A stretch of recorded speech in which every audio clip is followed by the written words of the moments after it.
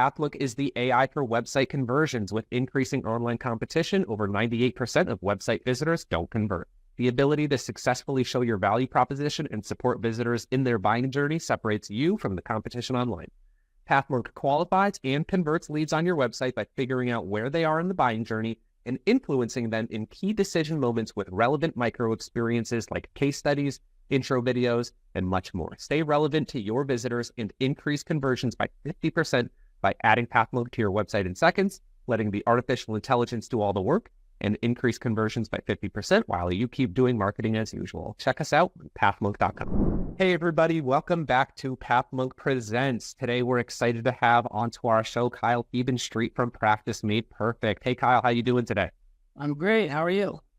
Not too bad, feeling good. So, I'm really looking forward to our conversation. It's not every day that we have a law practice agency specific person on the show. So we're really looking forward to getting some of your insights into what's going on over at Practice Made Perfect. But to get things started, I might just ask you a little bit of a softball type question, throw it up there. Why don't you tell us a little bit about the business, what you guys do, and who you support? Sure, absolutely. So Practice Made Perfect, or PMP for short, as we usually refer to ourselves as, is a marketing firm that partners with law firms across North America. And we offer typical ad agency services. We'll put together annual marketing plans for our clients based on a variety of factors like their objectives, budget size, local market dynamics, etc. We then execute against that strategy for that year, all with the intention of trying to drive as many new clients to the law firms as we can. We also have website services, so we'll build and manage websites for our clients, doing content marketing, technical SEO, things of that nature, just as an integrated service alongside our advertising services. And we've got folks that are sort of one or the other, a la carte, and for some clients, we are effectively their outsourced marketing department. And PMP has been in business for a little over 20 years, and we're at a really exciting time in the industry and have some really fun stuff in the pipeline to focus on moving into 2025 and beyond. So it's a cool place to be. Well, great introduction. Sounds good. Can't wait to dive in a little bit deeper. So. Yeah. To follow up on that, I wanted to talk a little bit about that audience. Obviously, you're supporting and working with law firms specifically, but maybe you can tell me about how you find them. What are some of those top acquisition channels? How do you acquire more clients?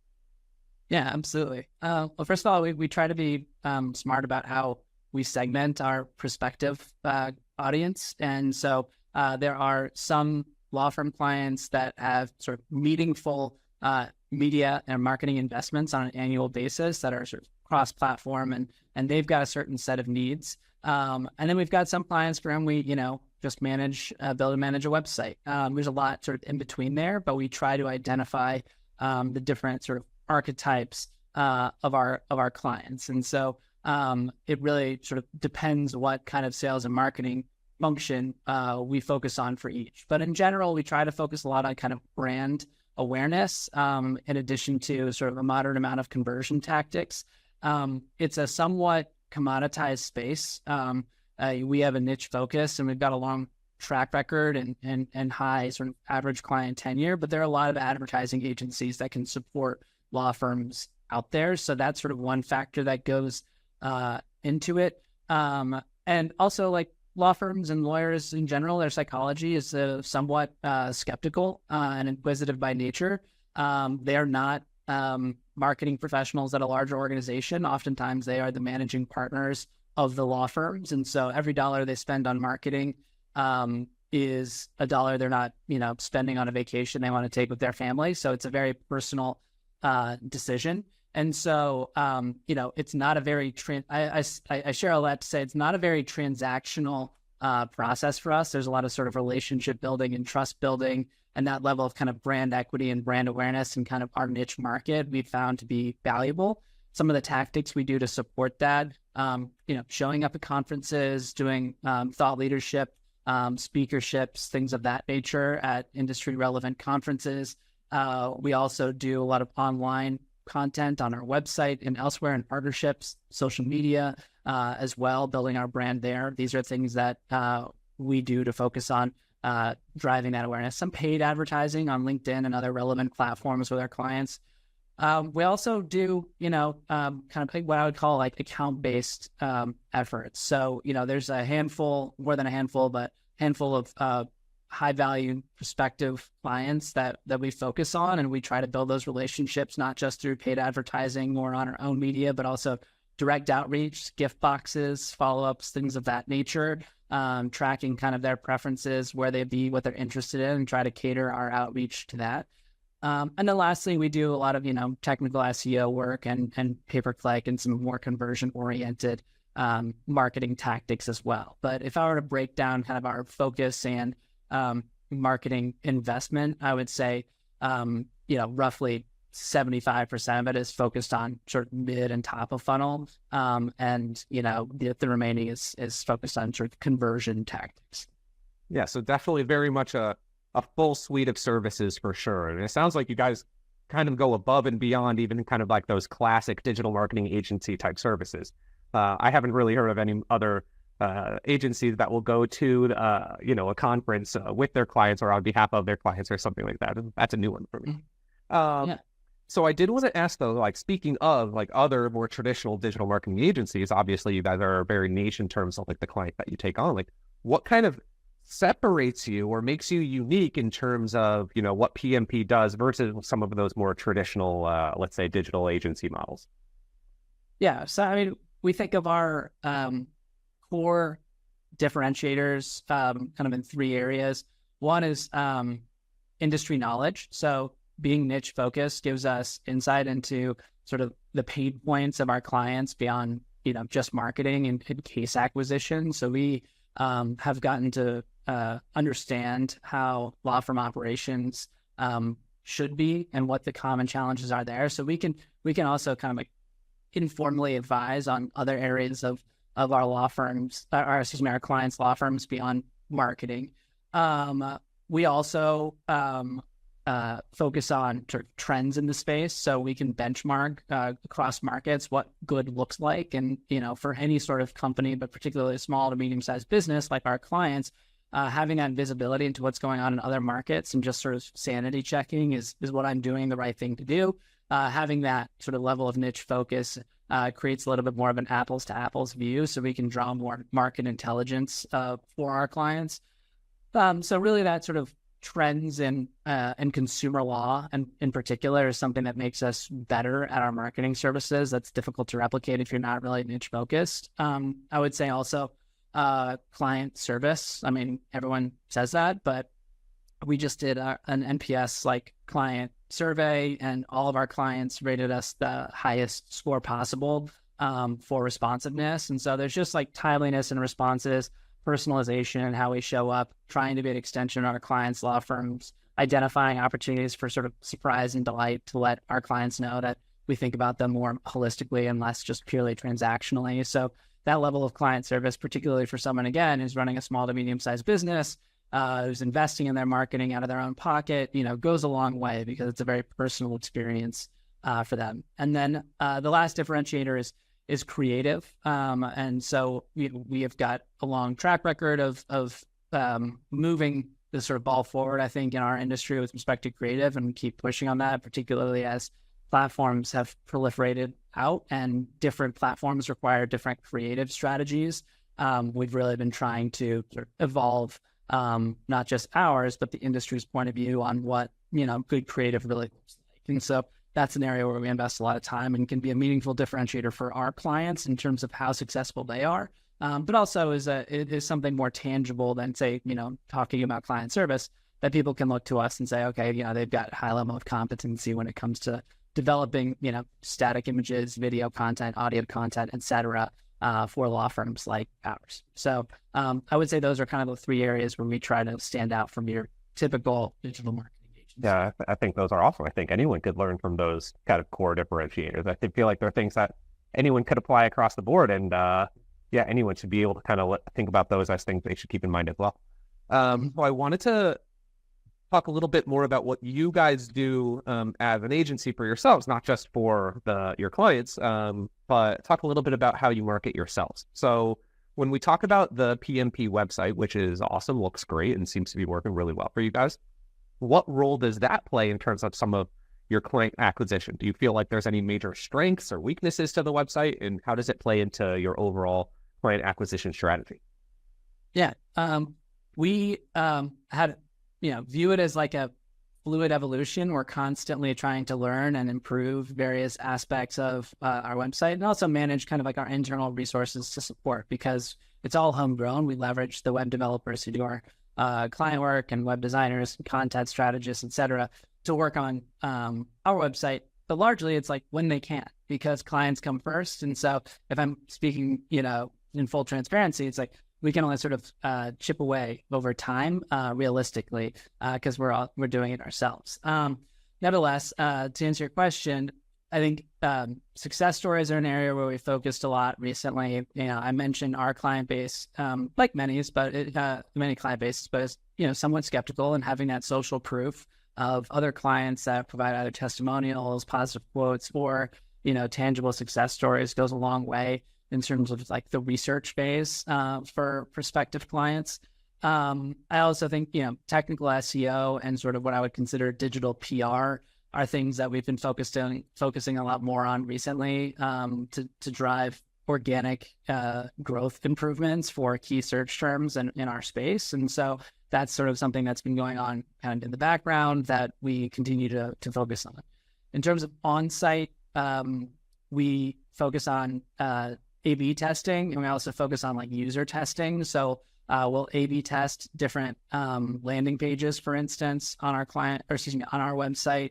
We'll also do kind of like virtual focus groups and try to find people who are prospective clients or like prospective clients to provide sort of actual feedback. We've also done that side by side with competitor websites. So getting that kind of focus group or anecdotal evidence to inform our judgment in terms of layout and content design is something that we really focus on to create the optimized website.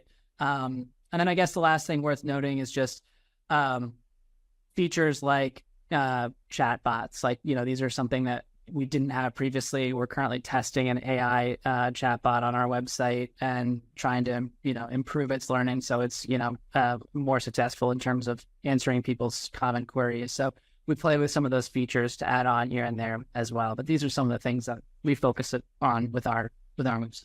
Yeah, always improving, right? Like never being satisfied with the way that it is, always seeing like what's up in the future, how can we always improve? Yeah, I think it's the websites that kind of go stale are the ones that you typically see, kind of falling in the ring, right? So always trying things new, always trying new methods, new tools. I think we would agree with that as well. I want to shift the focus a little bit away from PMP and a little bit over to Kyle as a little bit more of like the personal growth marketing leader, if you don't mind. Is that okay? Yeah, that's fine. Yeah, sure. Cool. Let's do it.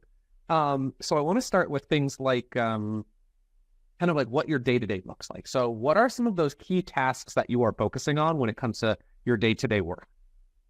Yeah. So I view my role as the CEO as somebody who kind of either integrates from an operational standpoint, the department heads, or sort of acts in more of like a visionary seat, sort of thinking about future strategic initiatives and really trying to make a meaningful impact there.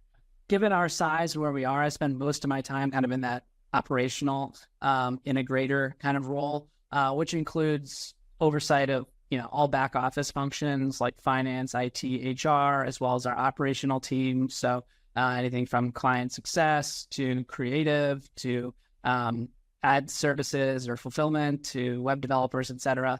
And then I sit over our growth function, which is all sales and marketing for PMP's growth. So no single day looks the same as the one before it. As a result of that, I try to sort of identify the right people to put in those positions, and I try to identify the right sort of reporting or measurement mechanisms so that I have at least some clarity and transparency into different areas of the business.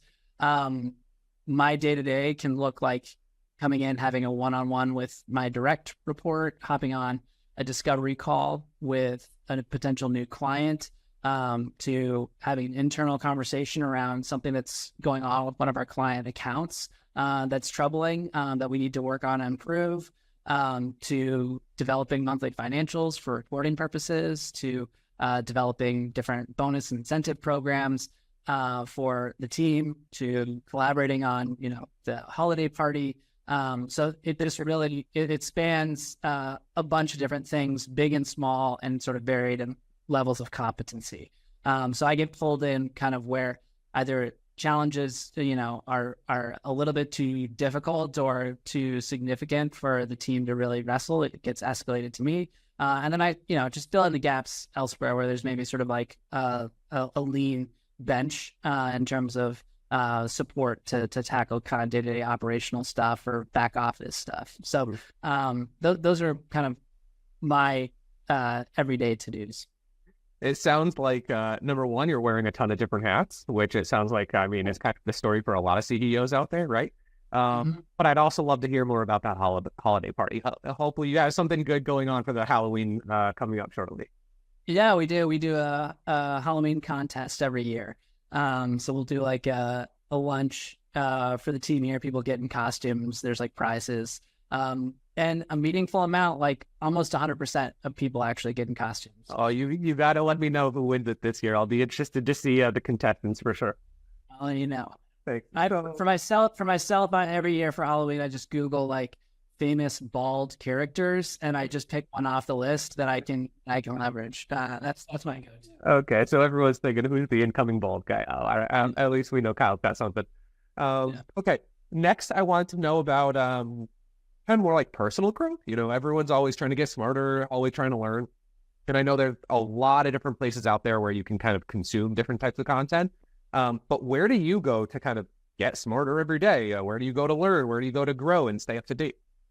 Yeah, I think, there's no substitute for having a really good network of people relevant to kind of your industry. For me, that's both like consumer law, but then also marketing or outsourced business services in consumer law. So I have, catch-up calls with folks on a regular basis. Also mentors outside of like what I do each day. This is an area that, benefits me. It's really difficult to replicate the quality of knowledge that you can gain from, a conversation with somebody who's got informed perspective. So I think step one is that. I also think like an extension of that is like not being afraid to reach out to people, to have a 30-minute introductory phone call, to just ask questions.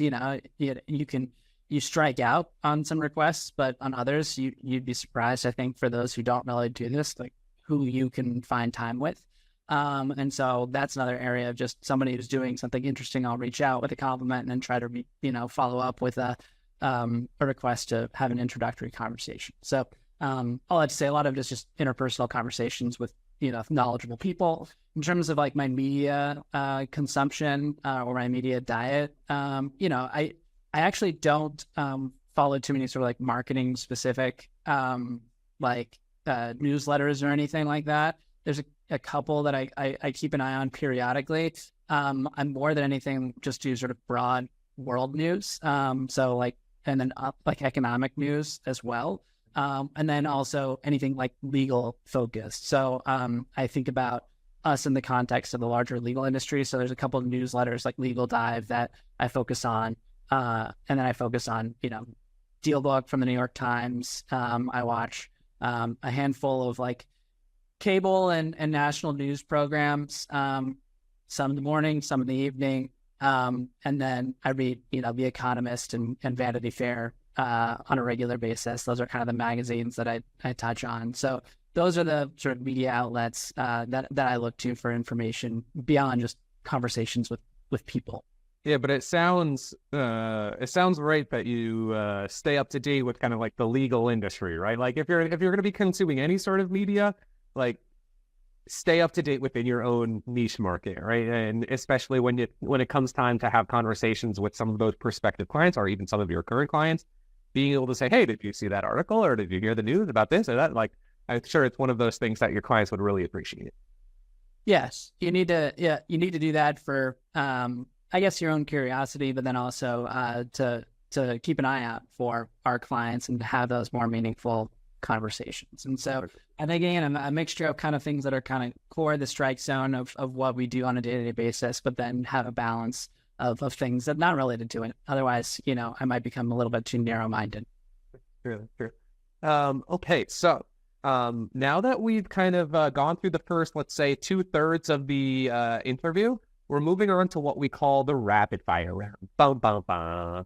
And so the next kind of, let's say, 3-4 questions are going to be rapid fire questions, and we're looking for short, crisp answers, kind of the first thing that comes to the top of your head. Maybe some short explanations, but nothing too long. Does that make sense? Sounds great. Okay, let's get into it. So we'll start this off with a relatively easy one, but what's the last book that you read? Who is Michael Ovitz, which is a biography about Michael Ovitz, who's founder of one of the founders of CAA, or Creative Artists Agency, which is a prominent talent agency. I started my career in working in film and entertainment, and have an affinity for all things like Hollywood and Hollywood history, and he's a very interesting character in that context, and also interesting business leader as well. Different style and approach than I, but one that's highly successful, or was highly successful, and has offered some interesting tidbits for me to think about in the context of what we do here. Very interesting. I'll have to add that one to the list. Okay, next. What is one thing that your company is focused on at the moment most? I mentioned client service earlier. We really are focused on Unreasonable Hospitality, another good book that is worth putting on your reading list if it's not already there. But how do you create sort of a culture where there's where it's cool to care, and where people recognize there's nobility in service. And so we are actively sort of building the infrastructure and sort of support mechanisms to drive that forward and provide our client success team sort of the tools and resources they need to create uniformly excellent client experiences. So that's one area. Another is really focused on developing the right data supply chain for our reporting. We are ultimately measured on the volume of cases that we send to our clients. And, while we can only control the number of leads that we send there, ultimately how those leads convert to cases is how our clients can grow their firms and prosper. And so developing that kind of tight feedback loop with what goes on in our clients' internal CRMs or case management systems with our campaigns is something that we're always trying to work on to close the gap, create that transparency, and automate it to the extent we possibly can. And as an extension of that, legal ed tech is an area that's always focused for us, for people picking up the phones when potential clients call our clients' law firms. How do we make sure there's somebody there so there's no leakage in the funnel, and how do we convert those into cases for our clients? That's an area where we're always a little bit focused on. Yeah, 100%. You can't be missing any of those calls, right? Those are potential leads, that's potential business, that's potential revenue. Can't be missing any of it. Okay, next one. If there were no boundaries in technology, what would be one thing that you would want to have fixed for your role as a marketer today? I would say, the easy but sort of real answer is related to attribution. We have a really, challenging time demonstrating kind of the path of multi-touch attribution throughout the consumer life cycle for our clients. We do a lot of legacy media in addition to digital media and website services, and some of the legacy media, and even a lot of the digital media as well. It's difficult to attribute a certain value to those touch points, and it's a formula that we're always trying to get right. And I don't feel like there's necessarily a great solution in place currently to do that. And so that's a big gap for us that if we had that in place would be massively beneficial to us and our clients. You and I both. I think a lot of people listening to this podcast would say the same thing too. So I don't think you're the only one. Okay. Next, if there was one repetitive task that you could automate, what would it be? There's solutions for this, but I haven't put them in place. So just scheduling meetings. whether it's like honestly managing my calendar, there's a form of it where it's a virtual assistant, an AI virtual assistant, there's Calendly, there's like tools that exist.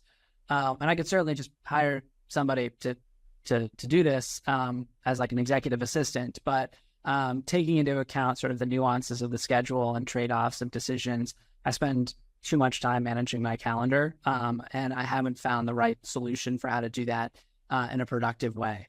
That also like takes into account the human element of meetings.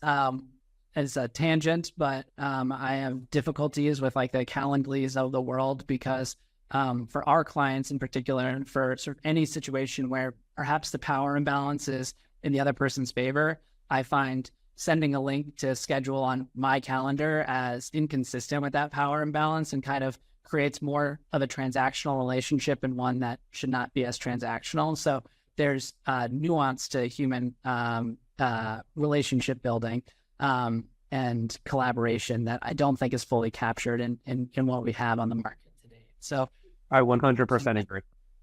Fixing that would be great. Next one.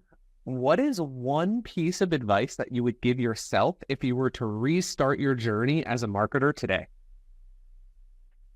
I would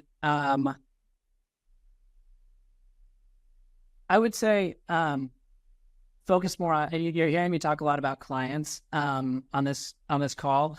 I focus I index a lot more on operations than I do sort of client engagement. I recognize that, sort of the lifeblood of what we do is our clients, and one of our core values as a company is clients matter. I think certainly when you're developing your career, there's an emphasis on being like functionally excellent at a certain set of things. Rarely is it that those certain set of things is related to building meaningful relationships with clients. And you get to a point in your career where like the functional excellence at the thing is not as important as, say, building relationships or troubleshooting collaboratively with clients or vendors for that matter. And so emphasizing sort of relationship building and focusing on that as a functional skill set is something that I would encourage myself to think about differently in terms of how I would mature my career along the way. Yeah, that is a very good answer. I think I can feel a lot of the same stuff in my own personal journey as well. Kind of fixating on how can I be the best, operate the best, but you never want to lose kind of like that human touch and putting relationships and clients first, right? And those are the types of things that are always going to continue to not just drive yourself forward, but your network and kind of what's the saying, rising tide lifts all ships, right? Like if you are going along with your clients and you're all going up together, like that's going to be better than just lifting up yourself operationally. So yeah, really good answer. So that's going to wrap things up today.